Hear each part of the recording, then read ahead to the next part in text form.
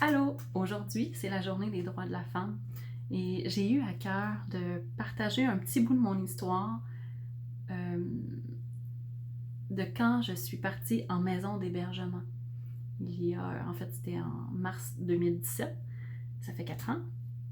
Et je sais qu'en 2019, je crois que c'était, je sais pas, à l'automne 2019, j'avais partagé une vidéo euh, sur une partie de mon histoire, sur la violence conjugale. Mais aujourd'hui, je voudrais vraiment plus parler des maisons d'hébergement, leur utilité, du moins ce que ça a apporté dans ma vie à moi.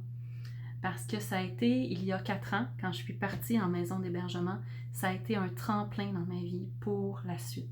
Ça a été un tremplin vers retrouver un contrôle, un pouvoir sur ma vie, vers une indépendance. Et pas une indépendance, genre, parce qu'on peut, c'est pas bien d'être en couple et de dépendre, mais je veux dire, c'était comme si j'avais aucune estime de moi-même avant ce moment-là dans ma vie. Je me rabaissais constamment. L'autre était toujours supérieur à moi. Je le voyais tellement hot comparé à moi. Et malheureusement, je tombais sur des... Parce que j'ai eu plus qu'une relation malsaine, je tombais sur des partenaires qui, eux, c'était l'inverse. Au lieu de me voir wow, là, puis eux se voir moins, ils voyaient plus... Oui, ils étaient hot, et moi, j'étais peut-être pas si hot que ça. Fait que j'étais souvent critiquée, rabaissée, bon, et tout ça. Fait que quand en mars 2017, j'ai choisi de partir en maison d'hébergement à la Chambrée, je n'avais pas encore conscience de à quel point ma dynamique de couple était néfaste et malsaine. Quand j'ai choisi de partir, la veille, en fait, je suis partie, si je me souviens bien, je crois que c'était dans la matinée, et dans la nuit, avant que je parte, je savais que j'allais partir, ou en tout cas, j'étais en questionnement parce que dans la journée, j'avais contacté la maison d'hébergement, ça allait déjà pas bien, j'avais besoin de savoir si je pouvais avoir de l'aide, et on m'avait dit, on a une chambre ici où on peut te recevoir, et cette chambre-là était assez grande, même avec 3 lits d'enfants, donc je pouvais y aller avec mes 3 enfants. Puis on me demandait si vraiment je voulais y aller, mais j'étais pas prête à dire oui. Alors ils m'ont dit, on va te garder la chambre pendant 24 heures. J'avais 24 heures pour me décider est-ce que je la prends, est-ce que je la prends pas. Alors cette nuit-là, c'était comme une nuit décisive pour la suite des choses. Et j'ai essayé d'en parler. J'ai essayé de... Ça sera pas long. Alors, où je t'ai rendu, oui, c'est ça, c'était une nuit décisive où je me suis dit, je vais essayer de discuter une dernière fois, je vais essayer qu'on puisse se comprendre, voir c'est quoi, est-ce qu'il a l'intention d'aller chercher de l'aide, est-ce qu'il y a une possibilité que nos problèmes se règlent et que notre relation de couple s'améliore. Et bon, le lendemain matin, ça a été une nuit de chicane, de larmes et comme toujours, chaque discussion sérieuse où que je voulais communiquer et parler de nos problèmes ne tournait pas bien, puis ça tournait souvent sur c'était moi le problème, c'est moi qui compliquais les choses, le problème était dans ma tête, j'avais qu'à le régler toute seule ou qu'à m'arranger toute seule avec ça, que lui avait pas besoin de ça, qu'il était assez stressé, qu'il avait assez de pression sur ses épaules, c'était beaucoup comme ça, puis c'était beaucoup me faire sentir coupable de causer autant de problèmes, d'en rajouter en fait. Alors le lendemain, j'avais pas dormi de la nuit, j'avais un bébé il était pas si jeune que ça. Il avait 1 an et demi en fait. Puis c'est ça. Fait que finalement, j'ai décidé que j'avais besoin d'un endroit où je pourrais juste me poser, réfléchir, m'entendre penser sans me faire, sans pression, sans anxiété, sans me sentir coupable. Et puis, c'est ça. Fait que j'ai choisi d'aller en maison d'hébergement, mais quand je suis partie, j'étais pas certaine. Je me sentais mal d'aller là parce que je me sentais comme une imposteur qui venait prendre la place d'une femme qui en aurait vraiment besoin. Parce que je ne pensais pas que je vivais de la violence conjugale. Je pensais qu'on avait des problèmes de couple, mais je pensais pas que je vivais de la violence conjugale. Comme je l'avais déjà dit auparavant, je n'étais pas battue. Dans ma tête, c'est ça. La violence pour moi, c'était de me faire battre, c'était de me faire. C'était des choses très. comme on voit, tu sais, je veux dire, jamais je me suis fait crier après, je me suis jamais fait critiquer, pas critiquer, mais crier après pour me faire dire, mettons, t'es conne, puis t'es une scie, puis t'es, tu sais, tout était très déguisé, tout était très subtil, beaucoup de manipulation, beaucoup de culpabilité, mais je trouvais que rien, c'était pas évident, là, c'était pas clair à mes yeux, tu sais. Fait que c'est ça. Fait que là, quand j'étais allée là, je me sentais mal, mais tu sais, les intervenantes m'ont rassurée, puis ils m'ont dit, écoute, t'as ta place. Il y a différents types de violences conjugales, et c'est au travers des semaines, j'ai été là 4 mois, ça a été au travers des semaines que j'ai pris conscience de c'est quoi la violence conjugale. Qu'il n'y a pas seulement la violence physique, il y a la violence sexuelle, il y a la violence psychologique, il y a la violence économique. Tu sais, c'est tellement plus vaste que ce qu'on peut penser. Et c'est quoi la violence psychologique? Décortiquer jusqu'où ça va. C'est quoi la violence sexuelle? Tu sais, je veux dire, j'ai jamais été...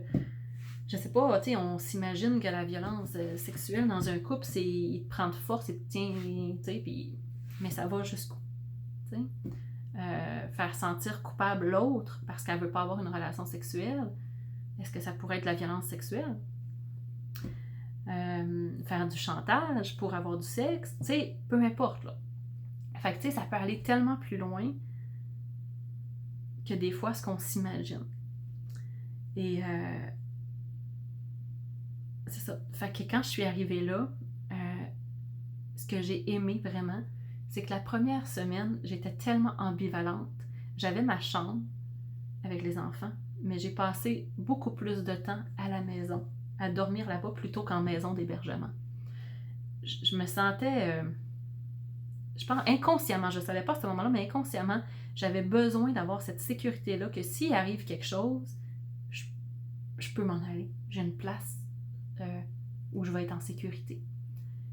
Mais je crois que j'espérais que mon départ allait créer le déclic que notre couple avait besoin. Puis, tu sais, quand t'es séparé, quand t'es plus dans la maison, quand t'es plus dans cette dynamique-là, ben c'est comme si cette première semaine-là, ça avait créé une genre de lune de miel. C'était la première fois depuis quelques années qu'on était, entre guillemets, séparés physiquement, qu'on dormait qu'on dormait pas. Tu sais, on avait des nuits qu'on dormait pas ensemble vu que j'étais là-bas. Donc, on s'ennuyait. Okay? Ça arrivait pas souvent vu qu'on était tout ensemble. Alors, quand je venais à la maison, les premières journées, dans la première semaine, on avait des bons moments. C'était positif. Je le voyais agir avec notre fils. Puis, il y a un côté qui me manquait parce que oui, notre relation, notre dynamique de couple, elle était malsaine, mais c'était pas tout le temps négatif. Dans les quelques années qu'on était ensemble, on a vraiment eu des bons moments. Puis, c'est ça, c'était pas juste négatif. Fait que, tu sais, ces bons moments-là, je les aimais, là. J'en voulais. C'est ça que je voulais comme... Mais c'est ça, les côtés négatifs devenaient de plus en plus présents, de plus en plus gros. Donc, les moments heureux étaient de moins en moins présents. Fait que c'est ça. Fait que la première semaine, on dirait que j'avais pas le goût de retourner en maison d'hébergement. J'aimais tellement... Quand j'y allais, j'aimais ce qu'on vivait. Mais je faisais quand même le choix de rester là parce que c'est ça, il y avait quand même un sentiment à l'intérieur de moi, un feeling que je vais appeler qui me disait il y a quelque chose, tu sais. Et j'avais cette pensée-là de « il est-tu en train de me manipuler? » Puis ça, je l'avais eu durant ma relation, durant quelques années. Il y a eu des moments où, quand dans moi, j'avais l'impression de me faire manipuler, mais je me disais « ben non, franchement. » Tu sais, j'ai souvent fait taire ce petit feeling-là, cette petite lumière-là. Et tu sais, je me disais, ben non. Fait que c'est ça, cette première semaine-là, ça a été plus ambigu. T'sais. Et à partir de la deuxième semaine, j'ai commencé un suivi avec les intervenantes. Et c'est là que les mots ont commencé à se mettre sur ce que je ressentais. Sur comment je me sentais coupable, la pression que je ressentais. Sur au même me faire valider. Des fois, j'avais besoin de me faire valider. Mettons que je recevais un texto, ça me virait à l'envers. Puis moi, je sais pas, mettons, là, ça partait des chicanes tout le temps parce que pourquoi tu essaies de me faire sentir coupable? Ben non, ben là, bon, c'est encore moi le problème, j'ai mal compris, j'ai mal interprété. Mais des fois, juste d'avoir quelqu'un qui peut te valider, non, t'es pas folle. T'es pas folle. Ça fait partie des stratégies de manipulation. Fait que là, les gens te mettent des mots, puis tu commences à comprendre pourquoi tu te sens de même en dedans, pourquoi. Fait que la maison d'hébergement m'a apporté des lumières, m'a permis d'ouvrir les yeux sur des choses que je vivais, justement, de prendre conscience de cette gravité-là des problèmes. Elle m'a permis de prendre conscience que je ne pouvais pas aider mon conjoint si lui, en premier, ne reconnaissait pas qu'il avait un problème, qu'il avait besoin d'aide. Mais la seule chose que je pouvais faire, c'était de travailler sur moi. Je pouvais changer des choses que moi, comme j'ai dit tantôt, je crois en tout cas que j'avais eu, tu sais, j'ai eu 2 relations, j'ai 3 enfants de 2 pères différents, et qu'est-ce qui n'a pas fonctionné dans ces relations-là? Pourquoi j'ai répété des patterns? Pourquoi? Qu'est-ce qui m'a attiré vers ce genre de personnes-là? Qu'est-ce que je pouvais travailler, changer, modifier? Ça, c'était la partie que j'avais du contrôle, du pouvoir, mais l'autre, j'ai aucun pouvoir. S'il veut pas, s'il reconnaît pas, je peux rien faire. Et même si je dis quelque chose ou que je fais quelque chose qui le blesse, qui le dérange, qui amène des émotions, il y a une façon saine de communiquer, il y a une façon saine d'en parler, mais je ne suis pas responsable de la violence qu'il fait, même si, entre guillemets, j'ai fait quelque chose qui a déclenché des émotions chez lui. Je ne suis pas responsable des actions, des paroles ou de ce qu'il choisit de faire avec sa blessure ou avec l'émotion qu'il y a en dedans de lui. Et c'est au travers les 4 mois à la Chambry que j'ai réalisé tout ça, que j'ai réalisé qu'est-ce qui m'appartient puis qu'est-ce qui m'appartient pas. Mais ça, tu sais, là, je parle comme ça, puis aujourd'hui, je vois tellement ça positif. Ça m'a vraiment aidé à grandir dans le sens de mon estime de moi-même, mon identité. Ça a été un pas, je dirais le premier pas, parce qu'il y a eu plein d'autres outils, il y a eu plein d'autres choses aussi au travers les 4 ans. C'est 4 ans? Ouais. Les 4 ans qui viennent de passer. Mais ça a été comme un tremplin, ça a été vraiment le début de quelque chose de beau dans ma vie. Mais c'est sûr que ce 4 mois-là n'a pas été facile. Je veux dire, c'était tout qu'un chamboulement dans ma vie. C'était difficile de faire ces prises de conscience-là. C'était difficile de réaliser que la personne que j'aime, la personne avec qui je veux faire ma vie, est manipulateur ou use de manipulation, tout dépendant, que la personne que j'aime ou avec qui je me voyais faire ma vie a un problème de violence conjugale. C'était difficile de mettre des mots, c'était difficile de l'avouer à voix haute parce que je ne voulais pas ça. Je trouvais ça grave. Je me disais, mais voyons, ça se peut pas. Tu sais. Mais un coup que je l'ai fait, ça a été tellement libérateur. Ça m'a permis d'aller plus loin, ça m'a permis de sortir de ce cercle-là dans ma vie, de mes patterns que je faisais que reproduire. Alors moi, aujourd'hui, c'est ça mon vidéo, c'est que je veux parler aux femmes qui en ont besoin. Si tu as besoin d'aide, si tu as besoin de parler à quelqu'un, les maisons d'hébergement, c'est tellement un outil essentiel, un outil, je trouve, bénéfique quand on est dans ce genre de relation-là. Puis tu n'as pas besoin d'aller habiter là pour avoir un suivi avec les intervenantes. Tu peux habiter là et avoir un suivi, mais tu peux avoir un suivi à l'externe aussi. Et vas-y, n'hésite pas. N'hésitez pas à soutenir aussi les maisons d'hébergement, c'est tellement utile pour les femmes. Aujourd'hui, c'est ça, c'est la journée des droits de la femme. Mais donne-toi ce droit-là, donne-toi le droit d'aller chercher de l'aide. Donne-toi le droit de te choisir. Tu penses probablement à tout le monde avant toi. Tu essayes de rendre tout le monde heureux, mais donne-toi ce droit-là une fois de te choisir, de faire quelque chose qui va être bénéfique pour toi. Puis même si tu n'es pas rendu à te séparer, c'est correct, mais tu peux quand même aller chercher de l'aide, juste de ventiler ce que tu vis, avoir quelqu'un de confiance qui peut comprendre, d'avoir quelqu'un de confiance que tu peux juste sortir le trop-plein, que tu peux pas faire avec ton conjoint ou que tu n'as peut-être personne autour avec qui tu peux en parler. Ça fait tellement du bien. Alors, n'hésite pas, puis choisis-toi une fois. Va chercher cette aide-là qui va t'être bénéfique. Va vers les maisons d'hébergement. Tu peux même aller sur SOS Violence Conjugale, que eux peuvent te diriger selon ta région vers une maison d'hébergement qu'il y a près de toi. Alors, c'est ça. Moi, c'est ça. Je suis hyper reconnaissante à la Chambrée qui m'ont beaucoup aidée, même avec les enfants. Quand je suis arrivée là-bas, mon estime de moi-même était pas très haute. Mes compétences parentales, là, en tant que mère, je sais pas à combien j'étais, mais je doutais tellement de moi. Je doutais de juste faire à manger là-bas, à la maison, parce que j'ai habité pendant 4 mois.